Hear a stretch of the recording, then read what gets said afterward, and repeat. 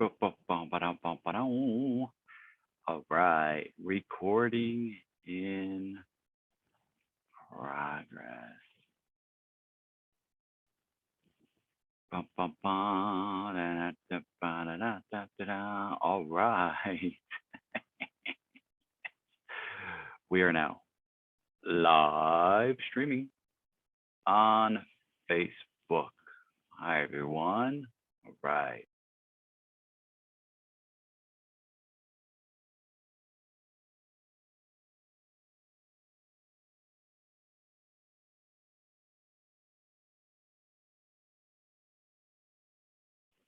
So this is Ask Me Anything About Improv. Let's see, where is that coming from?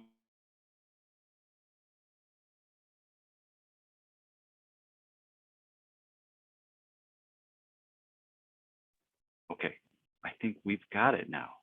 So I am coming to you live from New Zealand because, because that's where I am right now. So let me find out what some of the questions are. And if you have any questions, you can put them in the chat.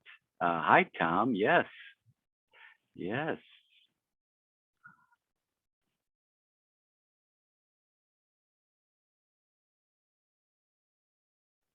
Let's see. Yes, I am. Let's see what some of the questions are as we go live right here. Let's see. 246. All right. Thank you all for tuning in, whoever's watching. Velvet. Velvet. My friend Velvet, did anything tempt you to sneak out? No. Okay, so back in May, my partner and I talked about coming to New Zealand, where they're from originally, and to see their family. And so we had started making plans, and so it's been a really long process. I had to get a visa. You had to wait for rooms to open up because you go into managed isolation, and it was really interesting. You don't know what room you're going to be, what city you're going to be staying in until you land. So like you book a flight, you get a room voucher, says yes, and then you book a flight, and then bam. I got another question here. Thank you for that. My partner just gave me a question, and I will answer that too. So, so you book a flight, and then when you land, you don't know what city you're going to go to. You have five cities you could go to once you land in New Zealand. And so we flew into Auckland, and then got on a plane and had to go to Christchurch, which was like an hour and a half flight. And so then once, so you get a COVID test 3 days before you leave. Then you fly, and then the day you arrive, or within 24 hours, you get a second COVID test. If that one comes back negative, and it's the airplane, so everyone on your flight has a negative COVID test coming to New Zealand, and after the 24-hour, within the 24-hour of landing, they have to get another one. And if that's negative, then you get a blue band, which allows you to go outside and walk in a circle, basically in an area that's kind of roped off. And so we had heard stories of people getting COVID from just passing by somebody, or not at all. Thank you. So it's this blue band. Put that on, and then you can wear it loose. I don't have it on right now because you only need it to go up. And so we just, it took so much time, and you pay to stay in the hotel, so it's not a free hotel stay unless you're staying in New Zealand.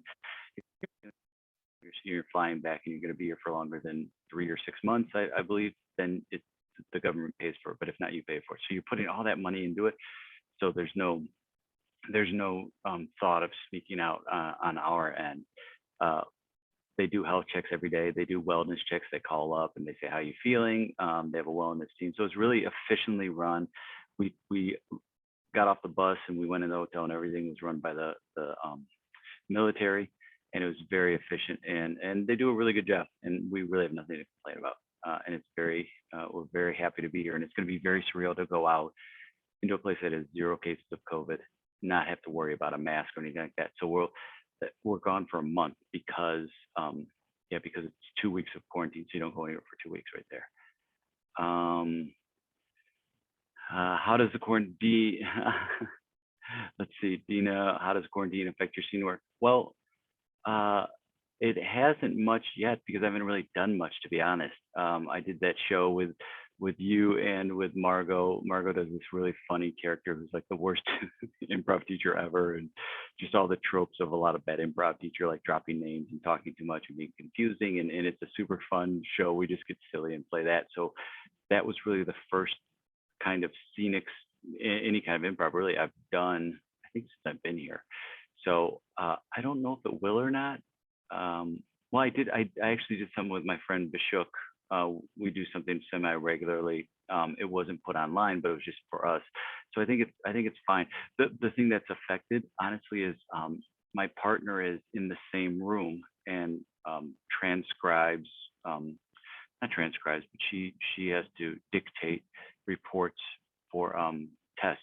She's a doctor, and so she's reading scans and reports and then dictating them. And so I just want to just be aware of that. So that's why my volume is a little bit softer than it might normally be, just because I'm aware, because we're in the same room. And so I don't want to be too loud or boisterous. I'm doing a show with the American Improv Theater in California, and my friend Bill Cott, my brother in improv. We're doing a show Saturday night, 8 o'clock LA time, which will be Sunday, 3 o'clock here. And so it'll be very interesting to see that, but it's going to be fun because it's a radio, improvised radio. We do a couple of different genres. So the cameras will be off and it'll just be dialogue. And I'm really looking forward to that because it's a super fun show to play. I played it a couple of times, and anytime I get a chance to play with Bill, it's like amazing. But yeah, Joe Slyman, which of the Dassey brothers do you put money on in a cage match? Oh, Ed, I'm putting it on Ed. Ed Dassey used to run, I think he still does run marathons. Not that Bob doesn't run marathons, but I don't see him or hear about him running marathons as much. So if I had to place money, it would be, I think it would be Ed if I had to place money. But yeah, I hope it never comes to that. But who knows? For the way things are going, maybe it'll be a cage match because based on what's happening with COVID, I have no idea. But yeah, Ed and Bob Dassey are brothers who were my two first friends in improv. Like they were in my level 1 class back in 1992, January of 92. So I've known them now almost, it's almost 30 years now, and great guys. I trust them so much. I trust them on and off stage so much. It was so much fun creating and improvising with them and writing sketch. And Liz Allen was a part of that group as well, and Judy Fabjans and Ed Brown. It was just a really special group. Carla, yeah. Why are you in New Zealand? Yep. So I'm visiting my partner's family, and they're getting a little bit older, and my partner hasn't seen them in a couple of years, and so it was time, and the timing kind of worked out. So, and how do I stay busy? I'm still working. I'm still doing trainings and facilitations and improv, and I'm actually in the process of a book I'm writing about improv and lessons used in life. It's called tentatively called 52 Ripples, and so I'm working on that as well. But yeah, I still stay super busy. Aaron, do sweet edits happen backwards in New Zealand? Well, here's the interesting thing. I flush the toilet and it doesn't go backwards and forth, it just goes straight down. So I'm very disappointed in that. But yeah, you have to everything's reversed. So you have to edit backwards. Everything's backwards. Yeah, it's the hemisphere thing. Nigel, if you could do a new choice about where you are quarantined, where would it be? Oh, wow. I mean, I'm pretty lucky to be quarantined here. I guess it would be, the only thing that's missing for me are my kids. So if I could be quarantined with my partner and my kids, like that would be my ultimate choice right there. I miss them, and our dog as well. We have a pit bull named Tessa, who's just great, and we miss her a ton. Lakshmi, what do you see outside windows? Oh, what do you see outside when it's the most sensorial details? Okay, so if you look right outside the window, far distance, when it's clear, you see mountains. And it's just beautiful mountains, snow capped. It's the winter right now.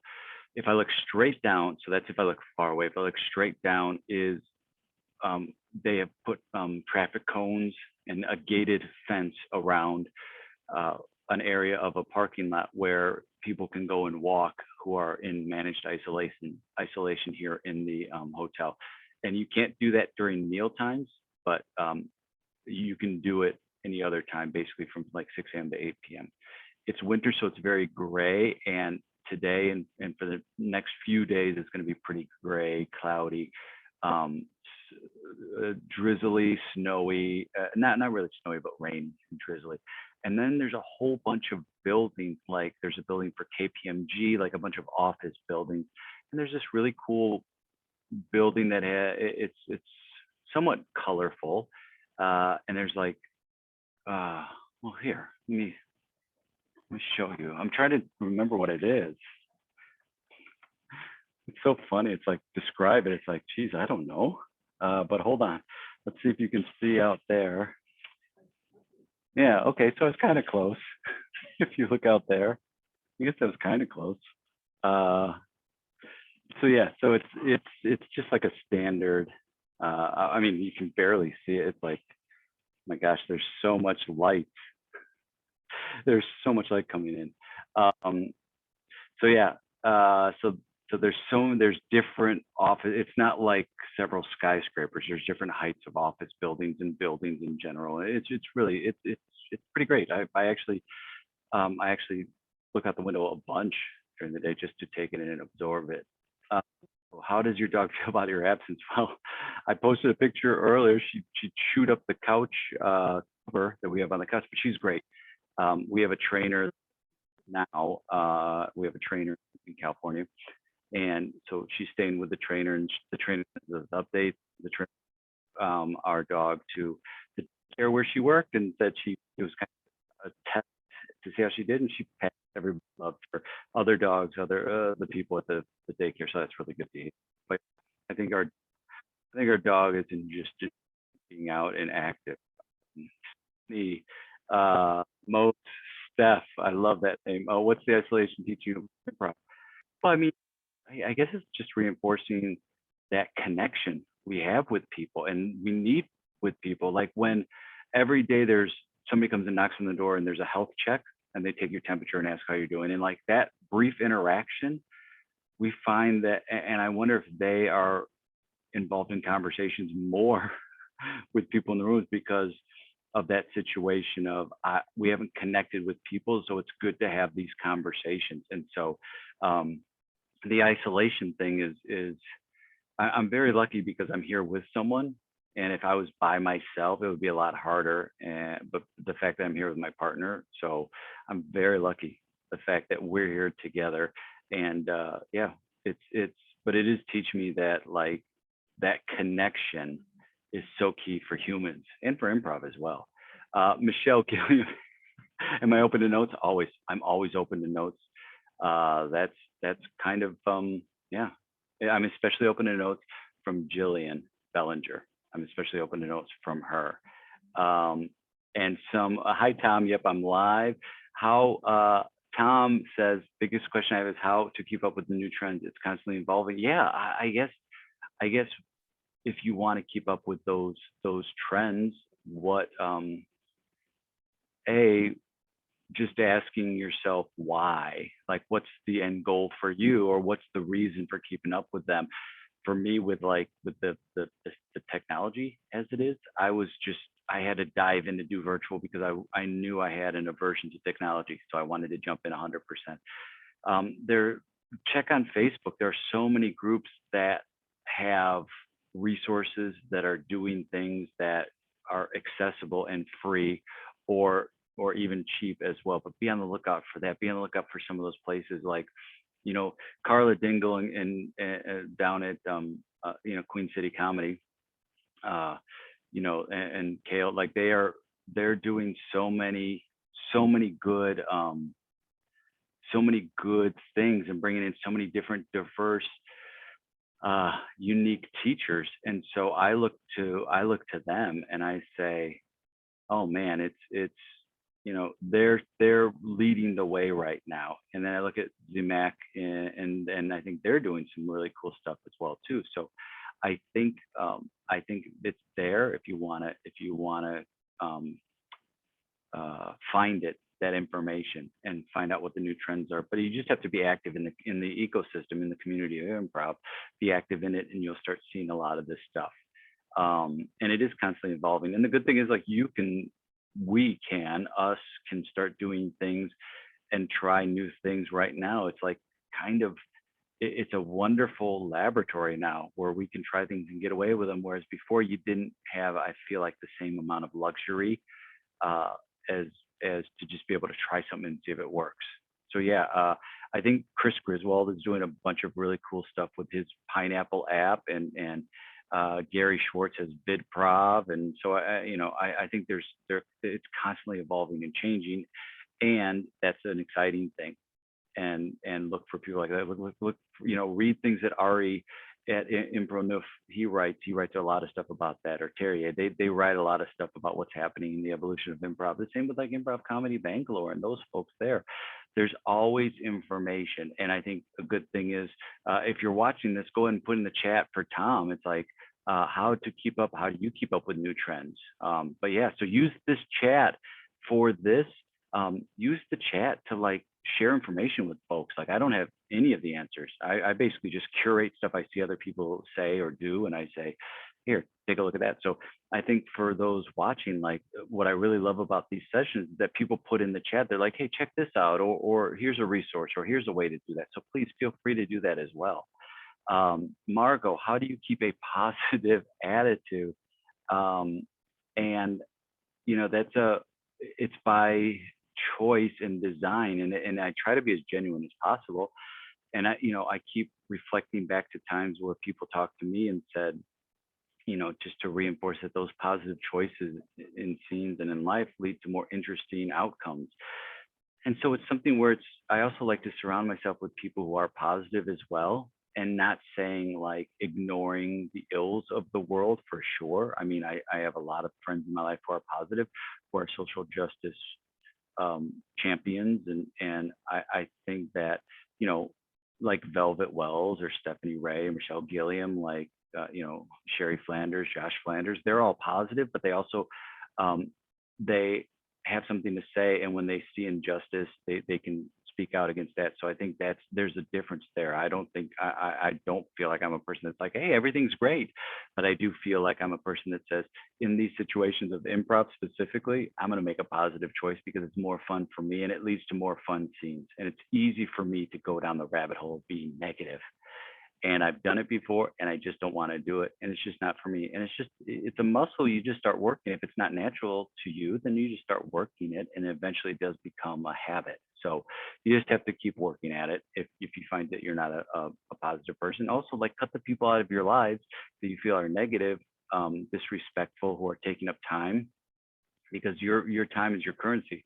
And whether that's taking up time in your head, where they're in your thoughts, or they're taking up time, like your actual physical time, you can make a choice to not be around those people and say like, hey, maybe earlier on it served us, our relationship. Right now it doesn't serve me anymore, and so I'm going to move on, and allow space for those people in my life who can help me, raise me up, and make me feel good, in a genuine positive way.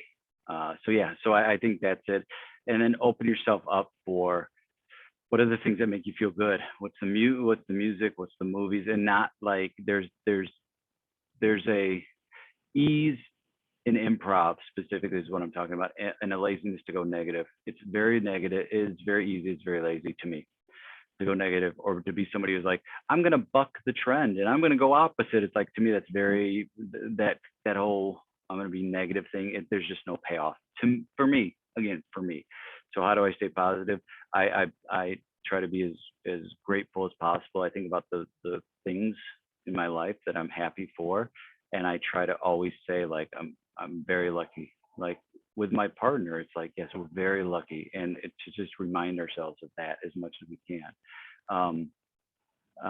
Joe, Were there any planning habits you had in your improv that you had to learn to grow out of? Oh yeah, dude. Uh, I used to plan opening lines to scenes. Oh, we're getting a call. Hold on. This this is one of those health checks that I was talking about. They just called right now. Yeah. So Joe, um, I had to give up a few years, I don't know, a few years into my play. I used to have a couple opening lines in my head, and so I would like bring those out into shows. And so I had to give off that. I had to give off planning.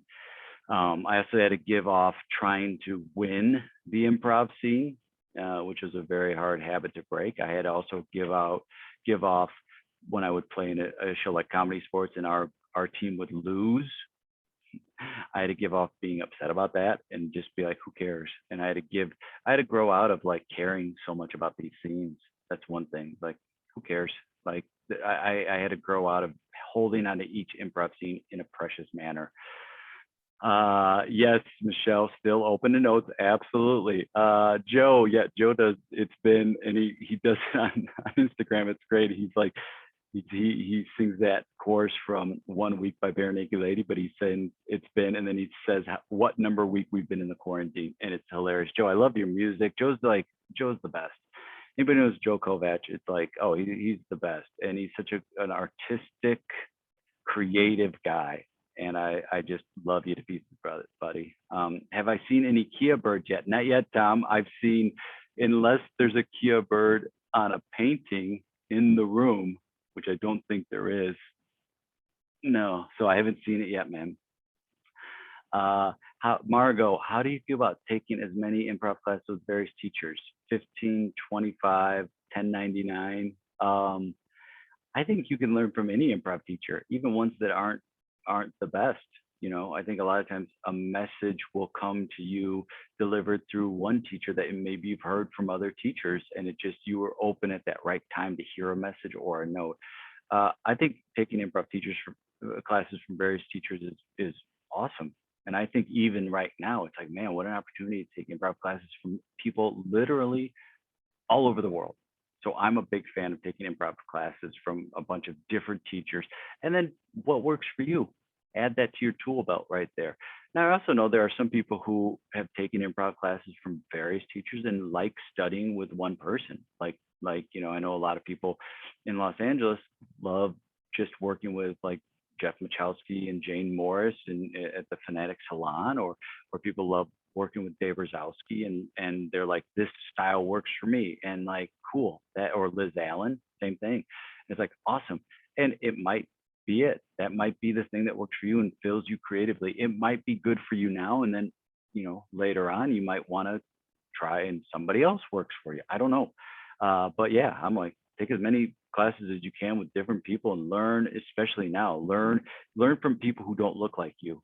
Absolutely. Learn from people who come from a different background, from different culture, from a different heritage. Like, learn from all those people, because it'll just expand not only your knowledge base, but it'll expand your empathy and how you play with people, to be honest. So like, I'm a big fan of like, take classes from different people, and not just different people that look like me.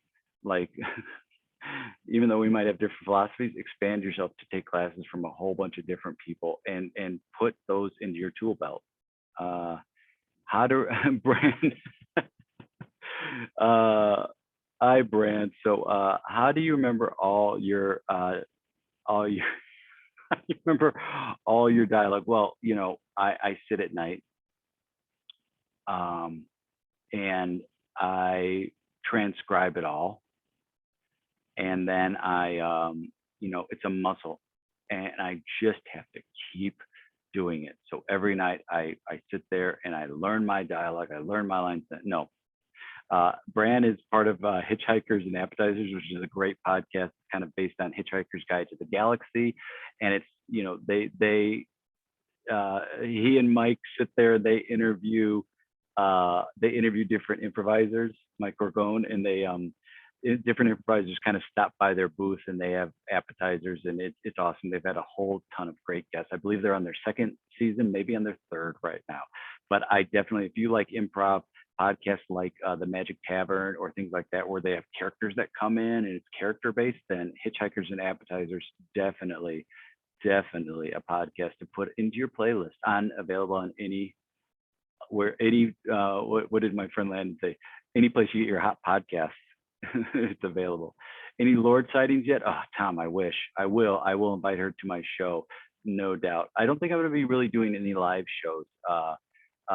My buddy Ben is here, and then uh, Katie Shute just introduced me to another wonderful improviser, Jonathan, in Christchurch. But I don't think I'm going to be doing any live shows, only because it's such a limited time. I only have 2 weeks, and my partner Louise and I want to see as much as we can. So I don't really think I'm going to do improv here once I get outside the quarantine room.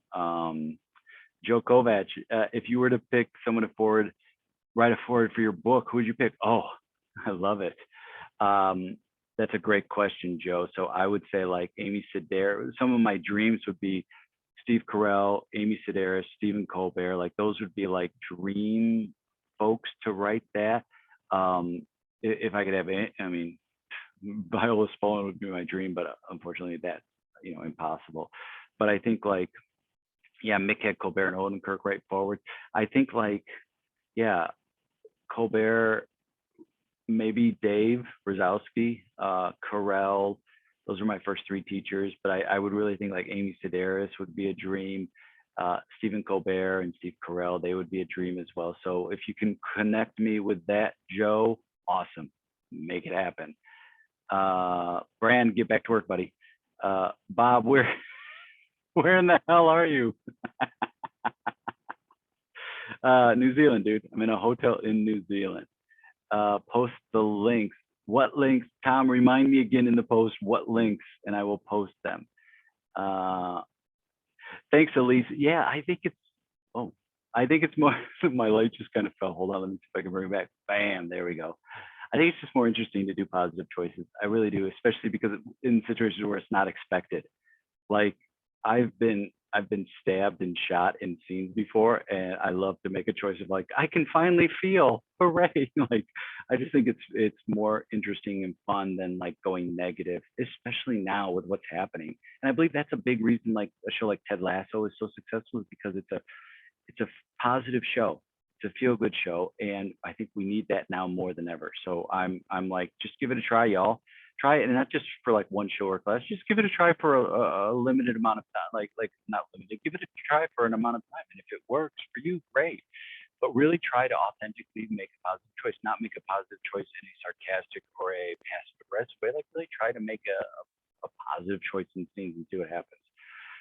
Michael Hammer time. Why are older brothers key to great improv? Well, I guess because they make all the mistakes and then you learn from them. No, Michael is there who would be the greatest dude.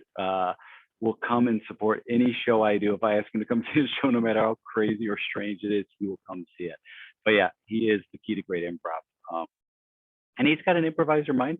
Just because you're not on a stage doesn't mean you're not an improviser. It's an ability to adapt and adjust. And I think Mike has changed his political views and become more liberal as he's gotten older, become more open. Like it's just, I'm really proud of who he is now and who he's become and what he supports and beliefs he's had before that he's let go of into beliefs now that because he's opened himself up and become more educated. It's led, like, as far as just different topics, which I strongly respect and want to continue to do. It's an example for me to keep that open mind and ask questions and make those choices. So yeah, and he's not been afraid to change his career, which is very scary. And so yeah, so that's why they make the best improvisers. Elise, okay, here's something that's always thrown me in improv. We say don't make the negative choice, but also you can't have story without conflict. So do you build conflict in your own character? Well, I mean, people say that. I say like, yeah, if you want to have inner conflict, that's interesting to watch. I am also the belief, Elise, that like we don't need conflict. Just it's tension, not conflict. And I don't think you need conflict in a story. And also, if you're improvising story, it's a different way to improvise rather than improvising the character relationship. So it's how you want to perceive improv. It's like, are you improvising a storyline? And then it's like, well, you have conflict, but then there's also a resolution to that conflict. And a lot of times in improv, we never see a resolution, or the resolution is not it doesn't pay off. It's like the bully doesn't get it in the end. The bully wins in the end in improv. And so we need to also include that resolution at the end. I'm not a fan, like, I don't need more conflict in my life. So a personal choice for me is like, I don't need that conflict. I don't need a conflict to make a great, interesting story. It can be about tension. I remember a scene I did with Carla O'Brien, and she was having a conversation with me. I was her dad in the scene, and it was about changing her major in school, and she was afraid I was going to overreact. And I said, no, I think you should do it. So like maybe the conflict was in her, but it was not between us as characters. And I thought it was an amazingly wonderful scene, which was great. So, and I do think you can have story without conflict. I think you can have things along the way that are, maybe I'm looking at conflict like two people who are just in complete opposition and don't change. And I think sometimes at least there's unwanted or unearned conflict that gets thrown into a scene where it's like, I'm very scared, so now I want a divorce from you. And it's like, that came out of nowhere. And so it's this unearned conflict. So yeah, I also, one note I got a long time ago was like, lose the argument quickly, which I think is great, because for me, improv is about having fun. It's about, you promise the audience you're going to have fun. Most of their reference is probably Whose Line Is It Anyway, which they have a ton of fun in. And so can you get up there and deliver on that promise of having fun for the audience? And a lot of times we have people who are in the actors are in conflict. They want to win the scene, the improv scene, the two actors. They want to one up each other. They want to be the funniest or the best, and they don't want to be the villain in this scene. They want to be liked and all that stuff. So, but again, this is just my own personal belief. So yeah, I hope that makes sense. But I always was attracted to the idea of tension, not conflict. Owen, is there an experience outside of improvisation that made a big impact on the way you improvise? Yeah. Oh gosh, yeah, a ton. I think it's like the more experiences I have outside of improv, the more it affects the way I improvise on stage. So the more I learn and grow and evolve outside of the stage, the more I can bring that to the stage and challenge myself. Yeah, and I think like when I was younger, if I had my social life, my life outside of improv was rough. My improv was rough. Like I had no joy, and then so I had to learn how to adjust to that. So also like yeah, I've been in a couple of not my fault car accidents, which is really like strange thing, like two kind of very similar ones, and that's really taught me of like every moment, man, take every moment and enjoy the time you have on stage, and then leave the stage and try not to think about it. Geraldine, how do you focus on the positive scenes on days when you don't feel positive or have had a rough time? Do you have anything that puts you in the right mindset? And also, somebody delivered this just now to me. How do you make people laugh if you're having a bad day? So I think they're somewhat similar right there. And I think on days that it's been rough, or I don't feel positive, because there are days where you feel that way. There are days where you're having, at least speaking of conflict, you're having conflict with other people, places, or things. You're just in a state of feeling negative. I think that's for me where warm up comes in handy, where it's like, okay, I want to warm up to get present, to not think about that stuff off stage. So I want to try and be present and silly and playful as much as possible. Sometimes when I'm having a really bad day and I improvise with someone, I make the most positive choices because I haven't been positive all day. And so sometimes it's actually kind of easier to go into scenes. But yeah, I think just reminding myself, like, it's okay that I had a rough day, like acknowledging that I've had a bad day. And sometimes I tell my scene partners that, or my group, I'll be like, I just had a real bad day. So can we do this warm up to get me out of that?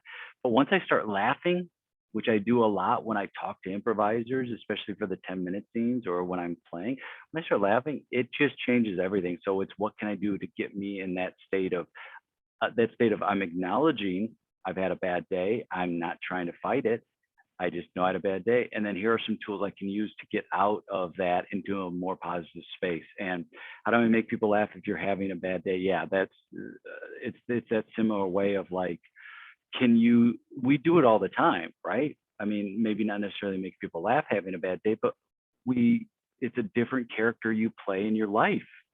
When you're having a bad day and then you have to go somewhere and put on a happy face, you do the same thing. It's like you use these tools to the best of your ability to go into that space. And for me, it's warming up or laughing or trying to get silly, taking a breath, doing a moment of like, let me try to stay present. It's something I talk about in the book. There's a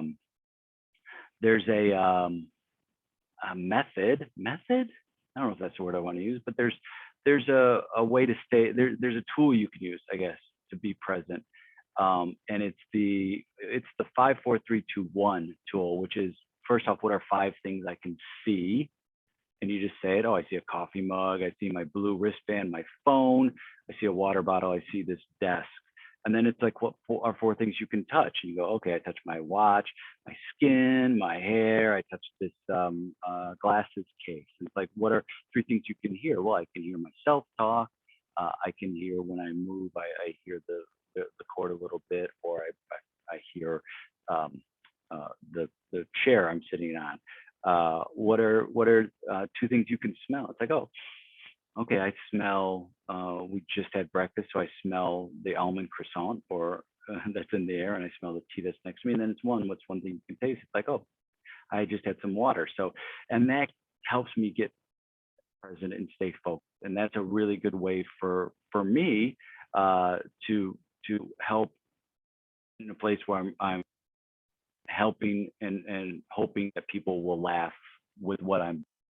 And sometimes I have to, there are times where it's like fake laugh, and sometimes it's exercise that will help me having a bad day. It's like I got to take a deep breath. Sometimes it's closing my eyes for 20 seconds, focus on present, be here now, make positive choices, remind myself until affirmation. I get positive mental attitude, but also affirmations as well. So those are some tools I use to try and to reset and stay positive. And I'm not going to think about that right now. I'm going to go out and just have fun, brain. I'm going to play. I can get back to those if I want to after this show or after this scene. I can get back to that state, but right now I want to try and stay positive. And it's a muscle that you just keep working and working and working. If it doesn't seem natural to you, keep doing it. And if it seems clunky, it means you're growing and learning. But I try it. Just keep doing it. Try it. But yeah, that's one. Those are just a couple ways to help when you're feeling like you're having a bad day. Just accept that you're having a bad day, and say, okay, now what are some tools I can use to try and move forward? Wit. Wit says, which has been your favorite 10-minute scene? Well, Wit and I talk about this. I was very honored to be interviewed by Wit, and we will talk about that on my episode of his podcast, which will be coming out in a few weeks. So be on the lookout for that, or on the ear out, on the listen out. Be on the listen out for that. Tom, you made a reference earlier to new and exciting improv sources. Oh, great. I will. Yep, I'll put that in the link right there. Thank you for reminding me, Tom. I will definitely put that in. Love you, my brother, Mike. Yeah, so I hope that's been helpful for you all. Thank you for all those awesome questions right there. And yeah, I'm very excited about where I am, and not just in New Zealand, which is great, but I'm very excited about where I am improvisationally. I feel like, I'm having a really good, I'm at a really good place where I'm not judging myself too hard. And that's the biggest thing for me, is like, how do you not judge yourself? And I think right now I'm at that place where I'm not judging myself very harshly, which is, I mean, for some of us, it takes longer than others to get to that point. So, yeah, thank you all so much for everyone who tuned in and watched this, and happy whatever day it is to you today. It's Saturday here, but I think it's Friday in most of the U.S. Yeah, in the U.S. it's Friday, New Zealand, and I believe probably right now in India as well, and this part of the world, it is Saturday. So thank you for tuning in, everyone. Bye.